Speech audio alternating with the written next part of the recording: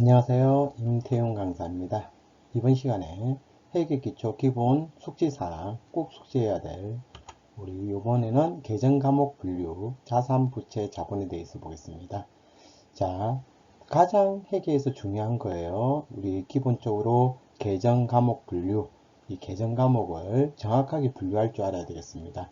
그래서 계속 반복해서 이 계정과목 분류에 대해서 꼭 숙지하셔야 되겠습니다. 자, 그러면 본격적으로 이제 한번 출발해 보겠습니다. 자, 이제 오늘의 수업 목표를 보겠습니다. 오늘의 수업 목표는요. 먼저 자산 계정 과목의 분류와 두 번째 부채 계정 과목 분류, 그 다음 세 번째 자본 계정 과목 분류에 대해서 이번 시간의 수업 목표입니다.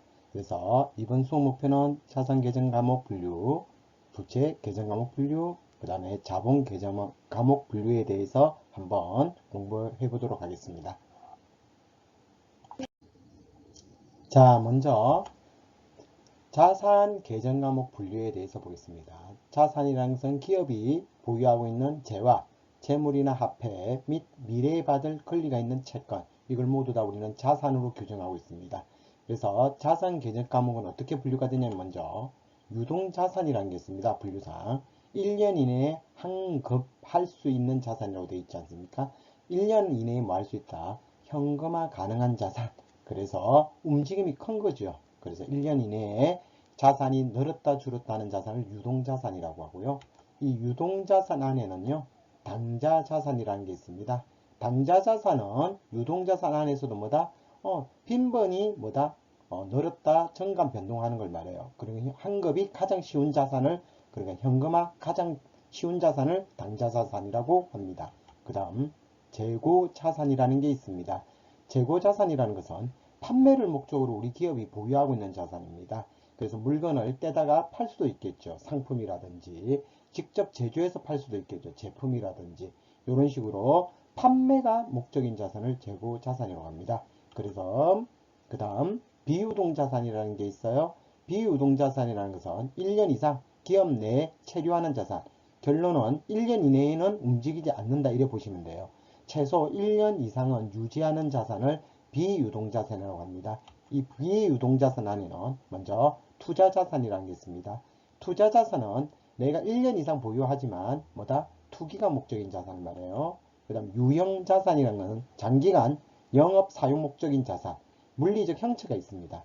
형태가 있는 자산을 말해요. 대표적인 게 자동차, 그 다음에 건물, 토지 이런 것들이 되겠죠. 그 다음 무형자산이라는 게 있어요. 무형자산이라는 것은 비화폐성 자산은 물리적 실체가 없지만 미래 경영상 효익이 기대된다. 그래서 무형자산은 눈에는 보이지 않지만 각종 권리를 무형자산이라고 합니다. 그러니까 상표권이라든지 특허권 이런 권리를 내가 보유하고 있는 자산을 무형자산이라고 합니다. 그 다음에 기타 비유동자산이 있어요.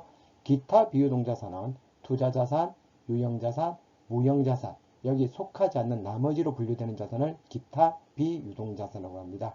그래서 자산 계정 과목은 크게 이렇게 유동자산, 비유동자산, 유동자산 안에는 당자자산, 재고자산, 그리고 다음 비유동자산에는 투자자산, 유형자산, 무형자산, 기타 비유동자산으로 분류됩니다. 자, 이제 다음으로 넘어가서 세부적으로 이제 계정 과목이 어떻게 이름이 붙여지는지 계정 과목 분류를 보도록 하겠습니다. 자, 먼저 재고자산에 대해서 보도록 하겠습니다. 재고자산이라는 것은 판매 목적인 자산을 재고자산이라고 합니다. 그래서 이 재고자산 안에 계정 과목이 어떻게 되냐면 일단 상품이라는 계정이 있습니다. 상품이라는 것은 도소매업입니다. 남이 만들어 놓은 물건을 떼다가 파는 거죠. 내가 직접 만드는 게 아니고 남이 만들어 놓은 물건을 떼다가 팔면 그걸 상품이라고 규정하고 있고요. 원재료라고 있어요.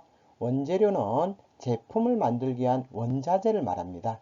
그러니까 원재료도 결론은 뭐예요? 만들어서 파는 거죠? 그래서 판매 목적이 자산입니다. 원자재를 말해요. 그 다음 제공품이라는 게 있어요. 그 제공품이라는 것은 미완성품을 말해요. 지금 현재 만들고 있는 중에 진행 중인 자산을 말해요. 아직 완성은 되지 않았어요. 그걸 제공품이라고 하고요. 제품이라는 것은 완성된 물건을 제품이라고 합니다. 그래서 우리는 판매 목적인 자산 이렇게 재고 자산이라고 하고요. 거기에 상품, 원재료, 제공품, 제품 이렇게 계정 과목을 분류하고 있습니다. 자, 다음으로 가보겠습니다. 자, 이제 투자 자산에 대해서 보도록 하겠습니다. 투자 자산이라는 것은 1년 이상 투자 목적, 그러니까 투기 목적이 있죠. 투기 목적으로 보유하고 있는 자산을 투자 자산이라고 해요. 여기는 어떤 계정들이 있는가 보겠습니다. 먼저 투자 부동산이라는 게 대표적입니다. 투자 부동산이라는 것은 비업무용 토지 건물을 취득하는 거예요. 그러니까 땅이나 건물을 마다 업무 목적이 아니고 투기 목적으로 보유하게 되면 그걸 어떻게 분류하더라? 투자 부동산이라고 합니다. 그러면 그 다음 장기 대여금이라는 게 있습니다. 대여란 말은 빌려주다는 거죠. 1년 이상 장기적으로 빌려주고 미래에 받을 돈을 장기 대여금이라고 하는데요. 이거는 뭐겠어요? 돈을 빌려주고 나는 뭐가 목적이다? 이자를 받아 먹는 게 목적이겠죠. 장기 대여금이라고 하고요. 그 다음에 장기 금융상품, 매도 가능 정권, 만기 보행 정권은 다른 계정을 보면서 조금 더 자세하게 설명하겠습니다. 일단은 투자자산 가장 중요한 것은 투자 부동산이라는 계정입니다. 그래서 투자 부동산은 투기가 목적인 땅이나 토지나 건물을 내가 취득하게 되면 투자 부동산이라는 계정으로 분류하게 됩니다. 자, 다음으로 가보겠습니다. 자, 이제 유형 자산에 대해서 보도록 하죠. 유형 자산이라는 것은 1년 이상 우리 회사가 보유하고 있으면 형태가 있는 자산을 유형 자산이라고 합니다. 자, 이 유형 자산 대표적인 게 건물이에요. 건물. 집을 말하겠죠. 창고라든지 사무실. 이걸 우리는 건물이라고 해요. 업무 목적이겠죠, 당연히. 그 다음 토지. 요거 땅을 토지라고 부릅니다. 이 토지도 뭐다? 내가 여기다가 공장을 짓거나 사무실을 사옥을 짓거나 요런 목적이죠. 업무 목적이라는 거죠. 아까 전에 앞에서 본 거는 뭐죠? 건물이나 땅을 무슨 목적? 투기 목적으로 사면 투자 부동산이 되는 거예요. 하지만 여기서는 사업 목적, 업무 목적이죠. 그래서 건물, 토지 이렇게 분류를 하고 있습니다. 그 다음 비품이라는 게 있습니다. 비품이라는 것은 좀 광범위한데요. 일단은 우리 기업이 보유하고 있는 책상, 의자, 컴퓨터, 냉장고, 뭐 정수기, 그 다음에 뭐 복사기 이런 것들을 비품으로 규정하고 있어요. 그 다음에 차량 운반구랑 있습니다. 업무용 차량을 말하겠죠. 트럭이라든지 우리 영업 직원이 외근 나갈 때 타는 외근용 승용차라든지 대표님이 타고 다니는 승용차라든지 이런 것도 우리는 차량 운반구로 분류하고 있습니다. 그 다음 기계장치라는 것은 우리 제조기업에서는 여러 가지 기계가 있겠죠. 뭐 절단기계, 조립기계 이런 것들이 있겠죠. 이런 기계장치, 기계를 다 묶어서 우리는 기계장치라고 분류하고 있습니다. 그래서 유형자산은 일단 한번 보유하게 되면 최소 1년 이상 사용이 유지가 되는 걸 말하겠죠. 그래서 대표적인 게 건물, 토지, 비품, 차량 운반구, 기계장치 크게 이렇게 분류하게 됩니다. 자, 이거 말고도 더 많은 유형자산이 있겠죠. 하지만 우리 수업 목적으로는 기본적으로 요 정도 5가지 정도를 꼭 기억할 필요가 있겠습니다. 자, 다음으로 가보겠습니다.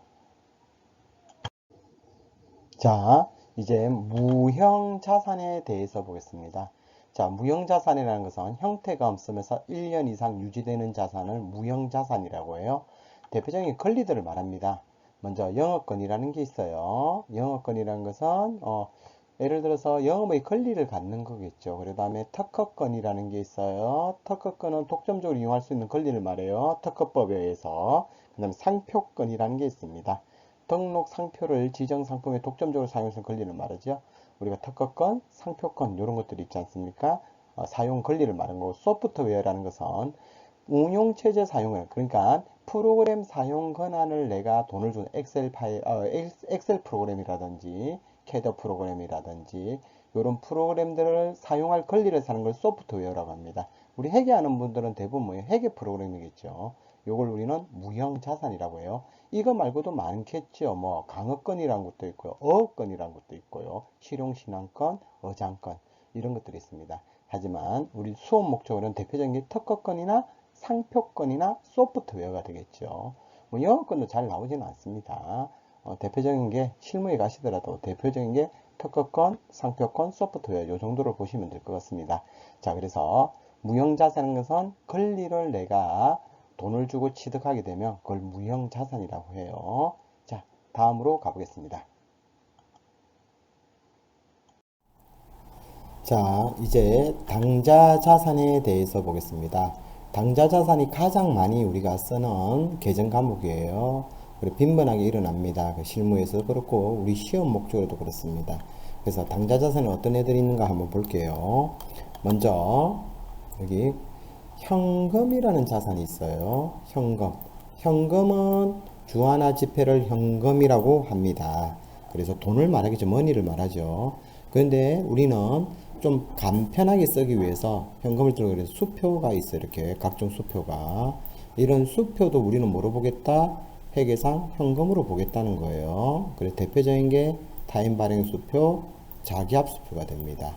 그래서 이런 여러 가지 수표도 뭐로 보더라? 우리 회계에서는 현금으로 보더라. 이렇게 보시면 될 것 같아요. 그 다음에 당좌예금이라는 게 있습니다. 당좌예금이라는 것은 예금은 뭐다? 저축이 목적이잖아요. 근데 이 당좌예금은 수표 발행 목적 예금이에요. 그래서 수표를 발행할 목적으로 은행에 예금해 두는 예금을 당좌예금이라고 합니다. 그 다음에 단기매매정권이라는 게 있습니다. 단기매매정권, 이건 유가정권이에요. 바로 뒤에서 자세하게 설명을 드리겠습니다. 그래서 단기매매정권이라는 것은 단기 투자 목적으로 주식, 국채, 공채를 사채 이런 것들을 매입하면 우리는 단기매매정권으로 분류를 하고 있습니다. 요거는 유가정권에 대해서 조금 더 자세하게 설명을 드리겠습니다. 그 다음에 단기대여금이라는 게 있어요. 대여란 말은 빌려주는 거죠. 금전을. 그런데 뭐다? 1년 이내에 회수할 거예요. 그래서 그걸 단기대여금이라고. 그러면 돈을 빌려 1년 이상이면 무슨 대여금? 장기대여금이라고 부릅니다. 그래서 대여금이라는 것은 돈 빌려주고 미래에 받을 돈 빌려준 나가 1년 안에 받을 거다. 그럼 단기대여금. 1년이 지났다. 그러면 장기대여금이라고 부릅니다. 그 다음에 예상매출금과 바드름이라는 게 있어요. 자, 예상매출금 뭐다? 매출일 뜻이 뭐다? 판매 목적 물건을 팔았을 때 매출이라고 불러요. 그래서 판매 목적의 물건을 팔고 다음에 돈 받자 그걸 우리는 뭐라 부른다? 예상 매출금이라고 해요. 그리고 우리 어음이라는 게 있어요. 이건 다음 시간에 자세하게 배웁니다. 그래서 다음 시간에 이 어음에 대해서는 자세하게 배우니까 일단은 어음이란 건 뭐다? 서로 약속을 하는 겁니다. 약속어음인데요. 내가 다음에 만기날 돈을 줄게 언제까지 그 어음이라는 정서를 주고받는 걸 말해요. 내가 이 어음을 받아두면 만기를 받을 권리가 생기죠. 그래서 받을 어음이라고 해요. 그래서 이 두 개를 묶어서 우리는 뭐라고 부른다? 매출채권이라고 불러요. 매출채권 뜻이 뭐다? 판매가 목적인 물건을 팔고 다음에 받을 권리가 있는 걸 매출채권이라고 해요. 대표적인 게 예상매출금, 받을어음이 되겠습니다. 그 다음 미수금이라는 게 있어요. 숫자는 받다, 미자는 부정사예요. 글자 앞에 보면 미자는 뭐다? 미정, 미확정인 부정이죠. 숫자는 받아야 되는데 아직 받지 못했다. 그래서 미수금이라는 것은 미래에 받을 돈을 말해요. 그런데 뭐다? 상품, 제품을 제외하고 근로는 뭐다? 판매 목적이 아니죠. 그리고 판매 목적이 아니고 다음에 돈 받을 것을 우리는 미수금이라고 부릅니다. 그 다음에 선거금이라는 게 있어요. 선거금이란 계약금을 지급한 거, 그러니까 미리 돈을 준 거죠. 물건을 구입하기 전에 미리 선지급한 걸 선거금이라고 해요. 그래서 선거금보다 미리 지급한 돈을 선거금이라고 해요. 이 선거금 뭐가 되겠다? 미래 계약이 틀어지면 다시 받아내야 되겠죠. 그래서 선거금 뭐로 보겠다? 채권, 자산으로 보겠다. 그 다음 소모품이라는 게 있습니다.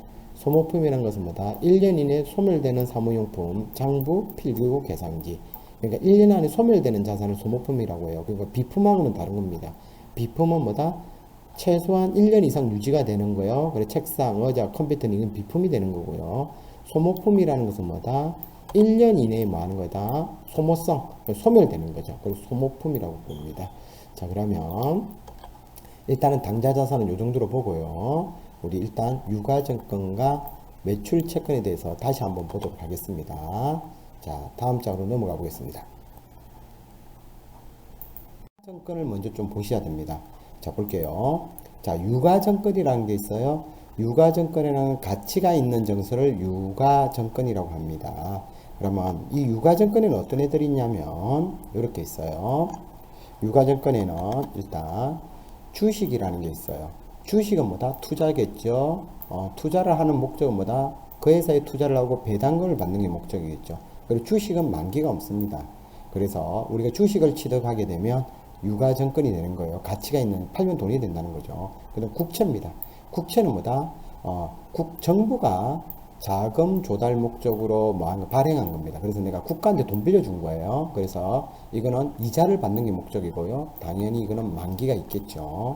그 다음 공채라는 게 있어요. 공채라는 것은 공공기관이 자금 조달 목적으로 발행하는 겁니다. 그래서 한전이라든지 한국철도라든지 이런 곳에 내가 공채를 사게 되면 가치가 있겠죠. 팔면 돈이 되기 때문에. 역시 이것도 뭐다? 이자를 받는 목적이죠. 그리고 이에도 뭐가 있다? 만기가 있더라. 그 다음 지방채예요. 지방채라는 것은 지방단체가 자금 조달 목적으로 발행합니다. 그래서 내가 부산광역시라든지 울산광역시 이쪽에 지방단체에 돈을 빌려주고 채권을 사게 되면 지방채라고 부릅니다. 이것도 역시 가치가 있겠죠. 그래서 이자를 받는 목적이고 역시 이것도 만기가 있습니다. 그 다음에 사채라는 게 있는데요. 이걸 우리는 회사채라고 합니다. 그럼 해자를 빼고 보통 사채라고 부르죠. 기업이 뭐다? 자금 조달 목적으로 발행하는 거예요. 그래서 우리가 일반 기업에 돈 빌려주고 받아난 채권을 우리는 회사채 이렇게 불러요. 이것도 역시 이자가 목적이고요. 그 다음 만기가 있겠죠. 그래서 우리는 이렇게 이런 것들을 유가증권을 어떻게 한다? 취득하면 자산이 돼요. 근데 목적에 따라서 뭐다? 단기 투자 목적이면, 맞아요. 단기 투자 목적이면 뭐라고 한다? 단기 매매 증권으로 분류하고요. 그 다음에 장기 투자 목적이면 1년 이상 투자 목적으로 내가 이런 유가증권을 보유하고 있으면 뭐다? 매도 가능 증권이, 이건 투자 자산이 됩니다. 매도 가능 증권이 되는 거고요. 그 다음에 만기 시까지 보유 목적으로 취득하면 뭐라고 분류한다? 만기 보유 증권으로 분류해요. 그런데 주식은 뭐가 된다? 만기가 없습니다. 맞아요. 주식은 여기 주식은 만기가 없어요. 그래서 뭐다? 주식은 만기 보유 증권이 될 수가 없습니다. 그래서 우리는 이렇게 유가증권이 이렇게 5가지가 있고요. 이걸 목적, 취득하는 목적에 따라서 어떻게 된다? 단기 매매 증권, 매도 가능 증권, 만기 보유 증권으로 어떻게 된다? 분류한다는 걸 좀 보실 필요가 있습니다. 그래서 다 뭐냐면 꼭 기억해야 될 개정 과목이에요. 채권 채무. 먼저 매출 채권이라는 것은 뭐다? 매출 뜻이 뭐다? 판매 목적이라는 뜻이고요. 판매 목적 물건을 팔고 아직 받지 못했다. 그럼 예상으로 팔았다. 예상 매출금 받으름이 되는 겁니다. 그런데 기타 채권, 이게 판매 목적이 왜예요? 판매 목적이 아니에요. 예를 들어서 내가 타고 다니는 자동차를 처분하고 돈을 못 받았다. 그럼 기타 채권인데 이때는 뭐가 돼야 된다? 미수금이라는 계정을 씁니다. 그래서 요걸 꼭 구분이 돼야 돼요. 무슨 목적? 판매 목적이냐? 아니냐에 따라서 이 채권이 달라진다는 겁니다, 여러분. 그래서 진짜 중요합니다. 이거 꼭 기억하셔야 돼요. 자, 이제 기타 비유동자산에 대해서 보겠습니다. 자, 기타 비유동자산은 우리가 투자자산, 유형자산, 무형자산, 이 자산을 제외한 나머지 자산, 1년 이상 유지가 되는 자산이죠. 이거는 대표적인 게 보증금이에요. 보증금. 그래서 이 보증금에는 전세권이라는 것도 있고요. 임차 보증금이 제일 많이 쓰이는 거죠. 요게 제일 많이 써요. 집을 빌리면서 맡겨둔 거죠. 그래서 임차 보증금 뭐가 되겠다? 임차 보증금은 우리는 임차 보증금은 미래에 내가 받아 나와야 되겠죠. 맡겨놨다가. 그 다음에 장기 매출 채권은 뭐다? 1년 후에 받는 거죠. 예상으로 팔았다. 어음을 받아두었다. 그다음에 장기 미수금. 다음에 돈 받기로 한 거죠. 그러니까 이거는 판매 목적이 아니죠. 요거는 판매 목적이고요. 요거는 판매 목적. 1년 뒤에 돈을 받겠다는 거죠. 맞죠? 하지만 장기 미수금 뭐예요? 1년 뒤에 돈을 받는데 이거는 뭐다? 미수금 뜻이 뭐예요? 판매 목적 이외의 물건을 팔고 아직 돈 받지 못한 걸 미수금이라고 해요. 하지만 현실적으로 제일 많이 쓰는 게 뭐다? 임차 보증금이에요. 우리 시험 목적으로도 이게 제일 많고요. 실무에서도 보통 요 정도를 보게 됩니다. 그래서 임차 보증금 뜻이 집을 차입하면서 맡겨놓은 보증금을 임차 보증금이라고 해요. 그래서 이 임차 보증금보다 내가 미래에 받을 돈이겠죠. 됐나요? 그래서 이 기타 비유동자산에서는 뭐만 좀 기억하자. 임차 보증금은 뭐다? 내 돈이다. 채권이다. 이걸 좀 기억할 필요가 있습니다. 자, 이제 그 다음으로 이제 부채로 한번 넘어가 보도록 하겠습니다. 자, 이제 부채에 대해서 보도록 하죠. 부채 계정 과목 분류에 대해서 보겠습니다. 부채라는 것은 미래에 갚아야 될 재화나 용료, 우리는 채무라고 빚을 말합니다. 그래서 먼저 부채는 유동부채라는 게 있어요. 유동부채는 뭐다? 1년 안에 상환해야 될 빚을 유동부채라고 하고요. 비유동부채는 뭐다? 1년을 초과하여 갚는 거다. 그러니까 장기간으로 갚아야 될 빚을 비유동이라고 해요. 부채는 아주 심플합니다. 1년 안에 갚으면 유동부채라고 부르고요. 1년 후에 갚으면 비유동부채라고 부릅니다. 그러면 세부적으로 계정감에 뭐가 있는가 보도록 하겠습니다. 자, 그러면 먼저 유동부채를 보겠습니다. 유동부채라는 것은 1년 안에 상환해야 될 빚을 유동부채라고 해요. 그럼 유동부채를 보게 되면 먼저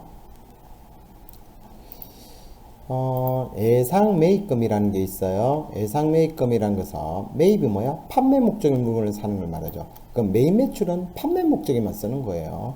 그래서 예상으로 매입하고 미래에 갚을 돈을 예상매입금이라고 하고요.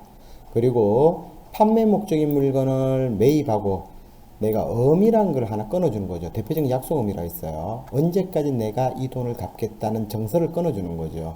그래서 내가 어음을 끊어주면 뭐다? 이 어음에 대해서 만기를 갚아야 돼. 지급할 의무가 생기는 거죠. 이걸 지급어음이라고 해요. 그래서 우리는 예상매입금, 지급어음은 뭐와 관련이 있다? 판매 목적 채무입니다. 그걸 뭐라고 부른다고요? 매입채무라 불러요. 그래서 요거는 좀 뒤에 가서 바로 뒤에서 설명을 다시 한번 하겠습니다.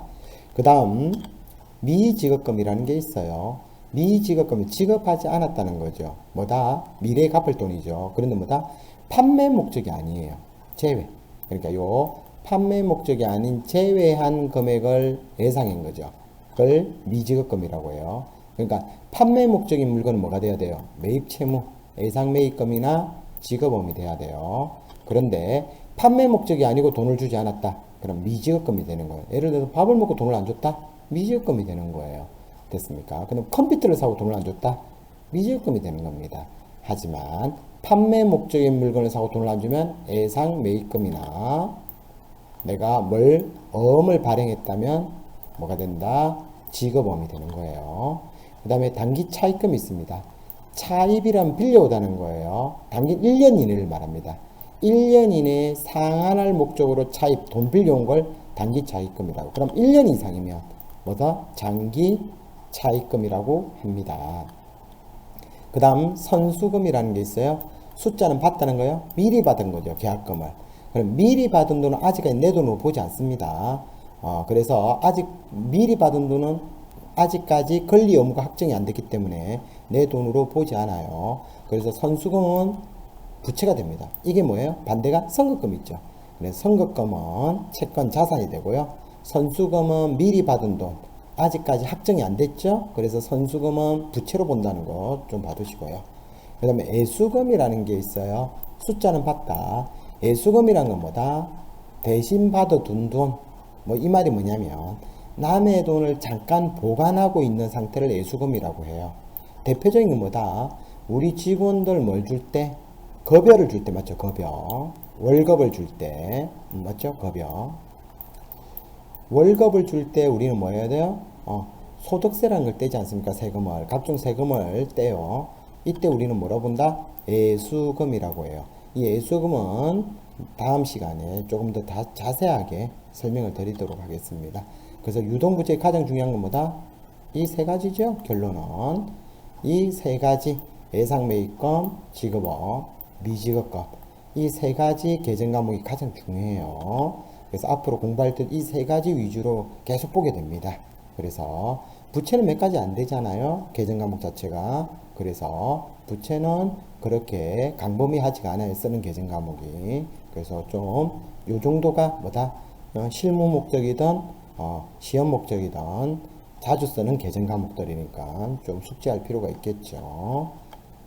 자, 그러면 이제 비유동 부채로 넘어가 보겠습니다.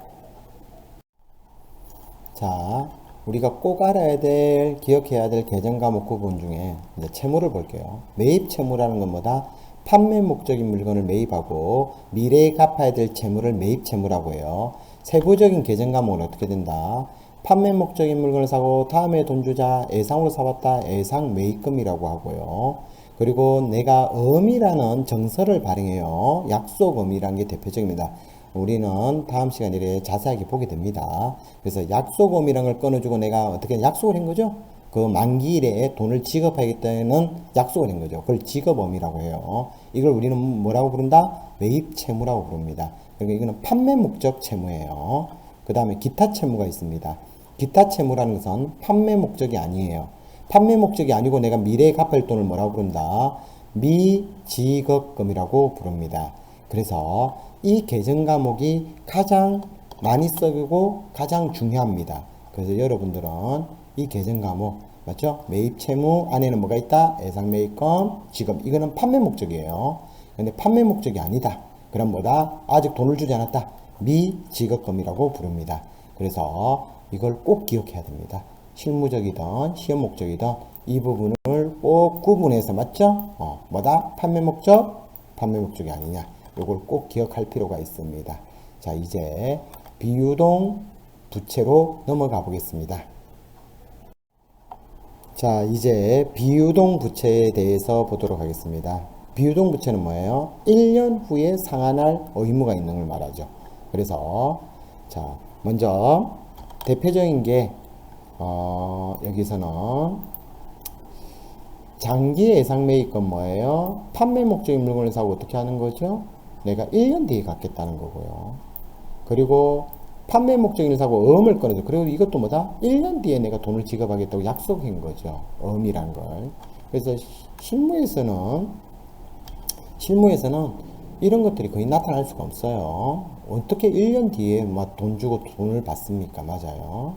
그러면 대표적인 거는 뭐냐면 여기 있는 사채입니다. 우리 시험 목적으로는 사채란 뭐다? 기업 또는 개인에게 유가증권을 발행합니다. 사채란 걸 발행해요. 그러니까 돈을 빌려오는 거죠.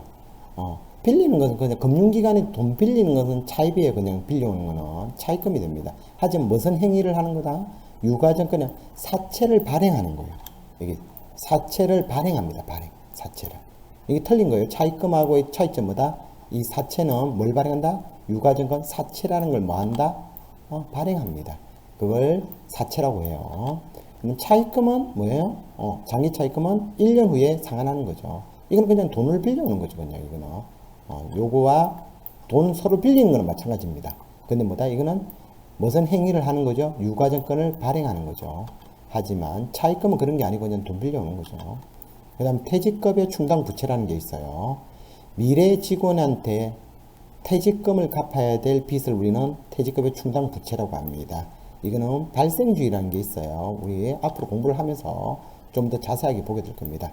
그래서 우리 직원들에 대한 퇴직급여 충당, 미래의 직원에게 갚아야 될 퇴직금을 뭐라고 부른다? 퇴직급여 충당 부채라고 합니다. 그래서 비유동 부채는 이렇게 좀 봐두시고요. 가장 우리가 현실에서 많이 쓰는 거는 뭐가 있겠어요? 요거 차입금, 은행이 맞죠? 기업이 돈이 필요하면 은행에서 금융기관에 돈을 빌리겠죠? 차입금이 제일 크다고 보시면 되고요. 그 다음에 실무적으로 우리 기업 회계 기준상이 뭐다? 퇴직급여 충당 부채. 요거에 이 두 가지가 가장 뭐다? 많이 보게 됩니다. 실무적으로. 뭐 사채는 잘 없죠. 우리 중소기업 입장에서는 사채는 잘 없고요. 근데 시험 목적으로 나중에 이 사채 부분을 다시 자세하게 보게 됩니다. 자, 그래서 비유동 부채는 요 정도로 보시면 되겠어요. 자, 이제 자본으로 가보겠습니다. 자, 이제 자본에 대해서 보도록 하겠습니다. 자본은 자산에서 부채를 빼고 남은 순자산액, 순재산을 자본이라고 해요. 그래서 자본에는 이렇게 계정 과목이 많아요. 자본금, 자본잉여금, 자본조정, 기타 포괄손익유계, 이익잉여금. 지금 우리가 기초를 공부할 때 이걸 다 볼 수는 없어요. 그래서 여러분 입장에서는 한 가지만 기억하면 될 것 같아요. 자본은 뭐다고요? 자본은 자산에서 부채를 빼고 나면 그걸 자본이라 한다. 뭐라고요? 자산에서 부채를 빼고 나면 순자산, 순재산, 빚이 없는 상태. 맞아요? 그걸 자본이라고 한다. 요렇게만 지금은 보셔야 될 것 같아요.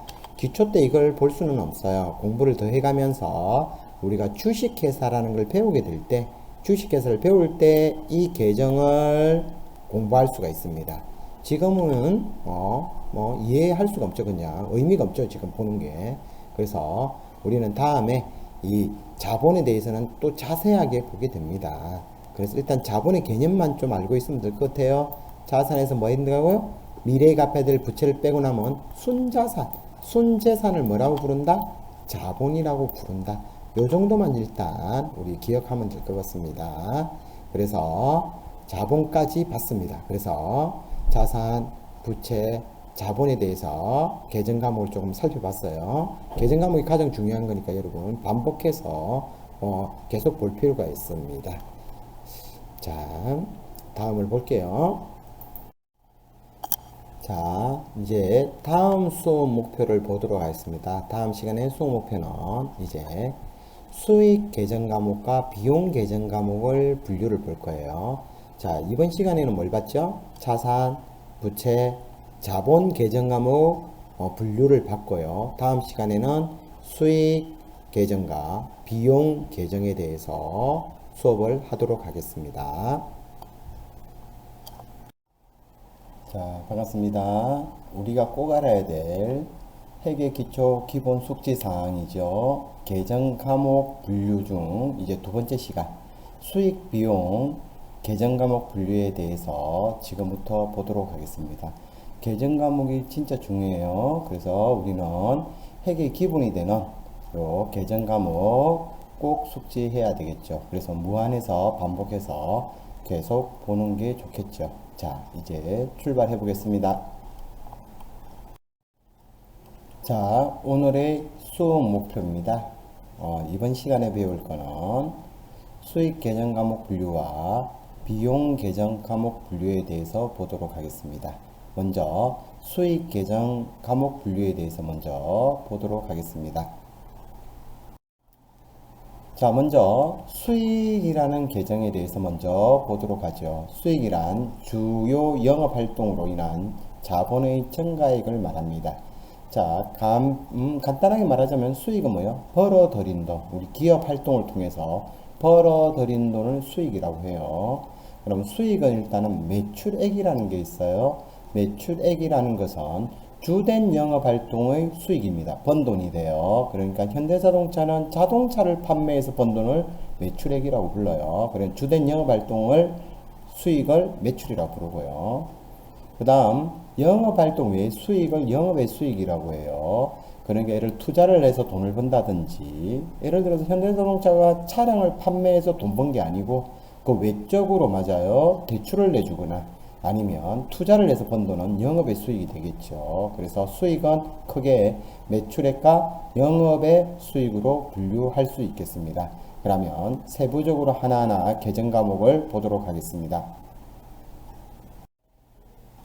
먼저 주된 영업활동인 매출액에 대해서 보겠습니다. 주된 영업활동인 번 돈을 우리는 매출액이라고 불러요. 그럼 보게 되면 먼저 상품 매출이라는 게 있어요. 상품을 판매해 발생하는 수익을 말해요. 그러니까 상품 뭐죠? 남이 만들어 놓은 물건을 떼다가 판매를 해서 돈을 버는 걸 상품이라고 하죠. 그래서 상품을 팔아서 벌어들인 돈을 상품 매출이라고 하고요. 제품 매출이라는 것은 제품은 뭐예요? 내가 직접 제조해서 판매하는 물건을 제품이라고 하죠. 그래서 내가 만들어서 돈을 벌게 되면, 판매해서 돈을 벌게 되면 제품 매출이 되는 거고요. 그 다음에 임대료 수입이라는 게 있습니다. 임대 사업자들이 있겠죠. 내가 건물주다. 그래서 건물을 임대해서 돈을 번다. 이게 주된 영업활동이겠죠. 그걸 우리는 임대 수입이라는 계정을 씁니다. 그래서 주된 영업활동으로 벌어들인 돈을 매출이라고 합니다. 그걸 상품을 팔고 번 돈을 상품 매출, 제품을 팔려서 번 돈을 제품 매출, 그리고 임대 사업을 통해서 임대 수익을 얻었다. 그걸 임대 수입이라고 부릅니다. 그래서 매출액 계정은 이렇게 크게 세 가지로 분류할 수 있겠습니다. 자, 이제 영업의 수익 계정에 대해서 보도록 하겠습니다. 자, 이제 영업 수익 계정에 대해서 보도록 하겠습니다. 먼저 영업의 수익이라는 것은 주된 영업 활동 외적으로 벌어들인 돈을 영업의 수익이라고 해요. 계정감을 한번 살펴보면 이자 수익이 있습니다. 이자 수익이라는 것은 우리가 돈을 빌려주거나 은행에 예금을 내서 받는 이자, 그래서 이자에서 번 돈을 이자 수익이라고 하고요. 그 다음 배당금 수익이라는 게 있어요. 배당금 수익이라는 것은 주식에 투자하고 현금 배당금을 받으면 우리는 배당금 수익이라고 합니다. 그 다음 임대료라는 게 있어요. 일시적 임대 수익입니다. 월세를 말해요. 그러니까 내가 임대 사업자가 아니고요. 일시적으로 어떻게 한 거지? 약간 한 2, 3개월 집을 빌려주고 사용료를 받았다. 그때는 임대료라는 영업의 수익이 되고요. 외환 차익이라는 게 있어요. 우리는 외화 거래를 하다 보면 환율의 영향을 받지 않겠습니까? 그래서 외화 거래를 환율 때문에 이득을 보게 되면 외환 차익이라고 부릅니다. 그 다음에 자산 수정이익이라는 것은요, 무상으로 자산을 취득한 거예요. 결론은 공짜로 받은 거죠. 뭐 기증을 받는 거나 이런 식으로 공짜로 무상으로 자산을 취득하게 되면 그걸 자산 수정 이익이라고 하고요. 그 다음에 채무 면제 이익이라는 게 있어요. 빚을 탕감받은 걸 말합니다. 채무 면제, 말 그대로 빚을 면제받은 거예요. 면책받은 거겠죠. 그걸 우리는 채무 면제 이익이라고 하고요. 그 다음에 보험 수익이라는 계정이 있습니다. 우리는 보험에 가입해서 보험금을 수령하게 되면 그걸 우리는 보험 수익이라는 계정으로 사용합니다. 그 다음에 자업이익이 있어요. 자업이익은 원인 불명 이익을 말합니다. 원인이 없는 거예요. 돈을 벌기는 버는데 그 원인을 알 수 없다. 그때 우리는 자업이익이라는 계정을 씁니다. 그래서 영업의 수익은 주된 영업활동 외적으로 벌어들인 돈을 말합니다. 그래서 대표적인 이자겠죠. 이자를 받으면 이자 수익이라고 하고요. 주식에 투자하고 그 회사로부터 배당금을 받으면 배당금 수익이라고 부르고요. 일시적으로 집을 대여하고 사용료를 받으면 임대료라는 수익이 되고요. 외화 거래를 하면서 환율 때문에 이득을 보게 되면 외환 차익이라고 부릅니다. 그리고 공짜로 자산을 취득하게 되게 되면 그걸 자산 수정이익이라고 하고요. 그 다음에 채무 면제이익은 뭐예요? 빚을 탕감받은 거죠. 이걸 채무 면제이익이라고 하고요. 그러면 보험에 가입하고 보험금을 수령하게 되면 그걸 보험 수익이라고 하고요. 그다음 자업이익이라는 것은 원인이 불명한 거예요. 돈이 벌기는 벌었는데 들어오긴 들어왔는데 그 원인을 알 수 없다. 그걸 자업이익이라고 합니다. 그래서 영업의 수익 계정은 이 정도가 대표적으로 사용하는 게 되겠습니다. 자, 이제 비용 계정으로 넘어가 보겠습니다. 자, 이제 비용 계정에 대해서 보도록 하겠습니다.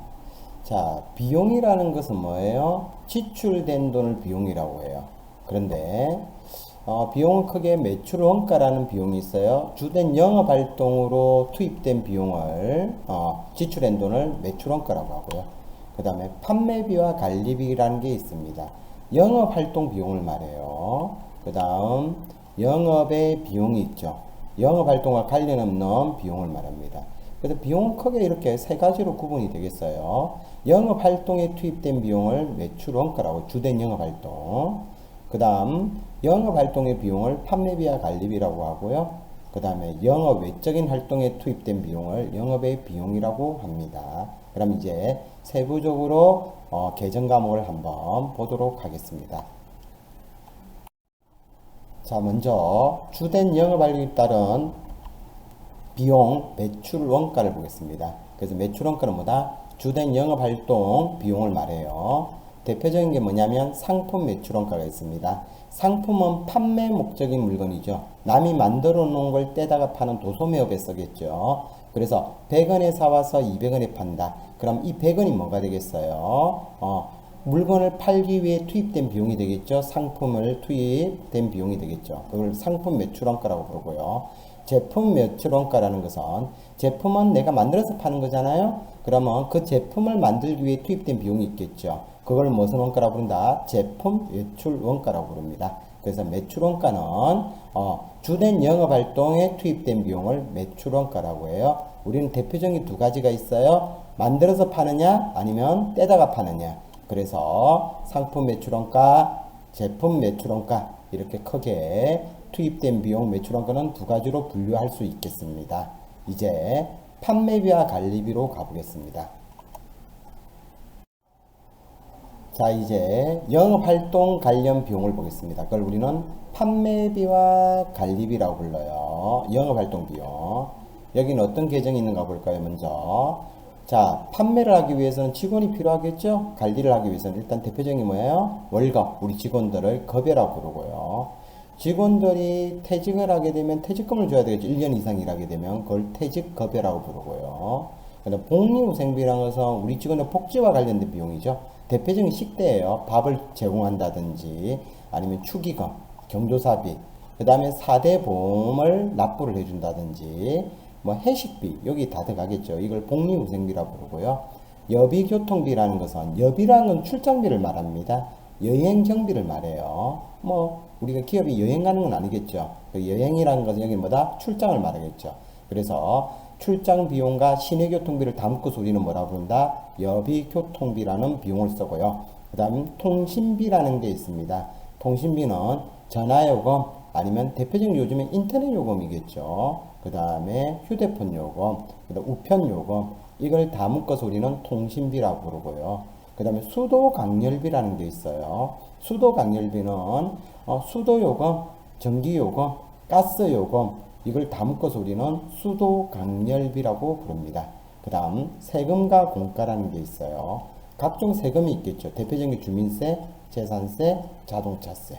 여기서 공과금이라는 것은 협회비나 조합비 아니면 벌금, 범칙금 이런 거는 세금이 아니잖아요. 이건 공과금이 되겠죠.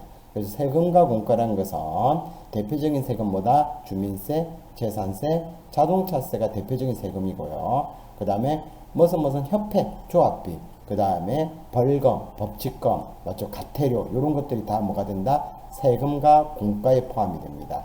그 다음 임차료라는 건 뭐예요? 집을 빌리고 사용료를 내는 거죠. 그럼 월세를 납부한 거죠, 매달. 그리고 임차료라는 것은 다 집을 차입하고 빌리고 사용료를 낸 걸 임차료라고 불러요. 그 다음 수선비는 뭐다? 수리 비용을 말합니다. 건물을 수리하거나 이런 식으로 컴퓨터가 고장나서 수리하거나 이래 수리 비용을 우리는 뭐라고 부른다? 수선비라고 부르고요. 그 다음 보험료라는 게 있어요. 보험료라는 것은 소멸성을 말합니다. 보험은 뭐 대표적인 게 자동차 보험, 뭐 산재보험 아니면 하재보험 이런 보험들이 있겠죠. 여기서 말하는 것은 뭐다? 소멸성, 저축성을 말하는 건 아니에요. 소멸성 보험료를 보험료라고 합니다. 그래서 이렇게 일단은 비용이 나눠지겠고요. 그 다음 판매비와 관리비 이어서 보게 되면 기업 업무 추진비라는 게 있습니다. 기업 업무 추진비는 거래처 선물을 하거나 접대하는 걸 말하죠. 그래서 접대비를 말합니다. 이게 이번 연도 24년도에 와서 개정이 바뀌었습니다.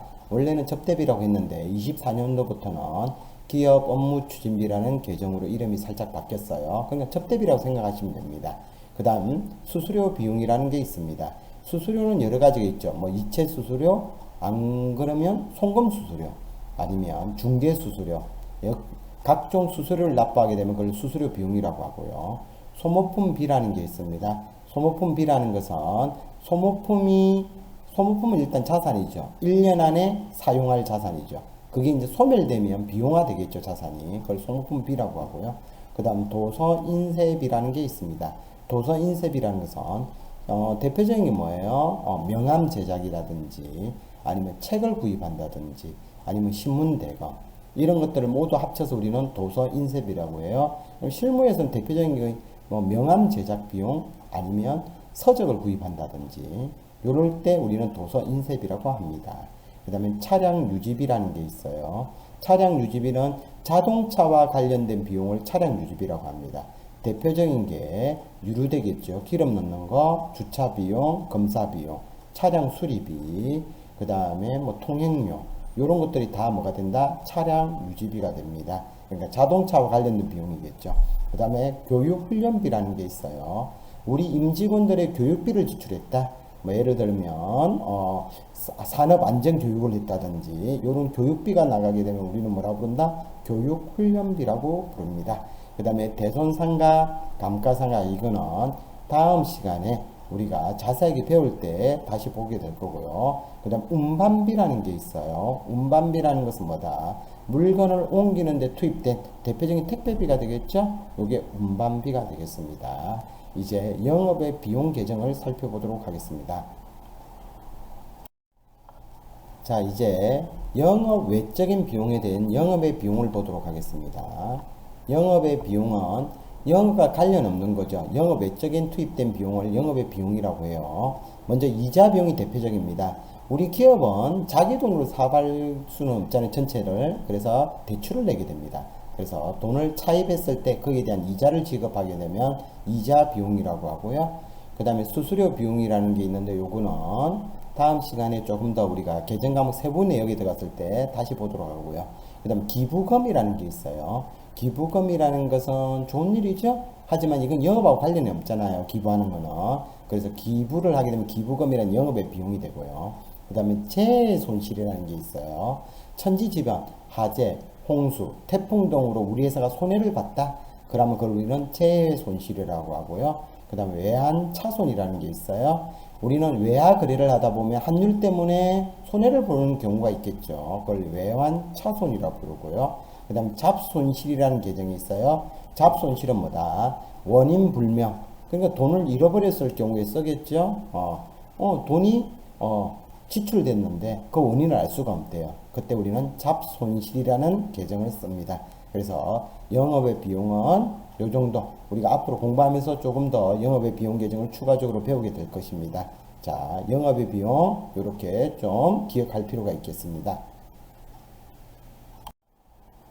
자, 다음 시간 수업 목표를 보도록 하겠습니다. 자, 다음 시간에는 우리 기초 분기 연습을 해볼 거예요. 지금까지 계정 과목을 분류를 해봤잖아요. 자산, 부채, 자본, 수익, 비용. 이 계정 과목을 가지고 우리가 지금 회계 처리를 이제 해볼 거예요. 다음 시간에는. 그래서 다음 시간에 중요하죠. 일단 기본적으로 계정 과목을 좀 숙지를 하셔야 돼요. 지금까지 공부했던 걸 좀 계속해서 반복해서 머릿속에 담을 필요가 있습니다. 그래서 다음 시간에 뭘 해보겠다? 계정 과목을 가지고 이제부터 뭐 했다? 본격적으로 분계 연습을 해보도록 하겠습니다. 자, 이번 시간에는 수익 비용 계정에 대해서 한번 분류를 밟고요. 여러분, 계정 과목은 진짜 중요합니다. 앞 시간에도 자산, 부채, 자본에 대한 분류를 봤고요. 이제 두 번째 시간에 수익 비용 계정을 봤습니다. 계정 과목은 계속 반복해서 보셔야 됩니다. 그래서 이번 강의는 오늘 강의는 여기까지 하겠습니다. 수고하셨고요. 자, 일단 구독, 좋아요 꼭 부탁드립니다. 자, 이번 강의는 여기까지 하고 다음 강의로 만나 뵙겠습니다. 수고하셨습니다.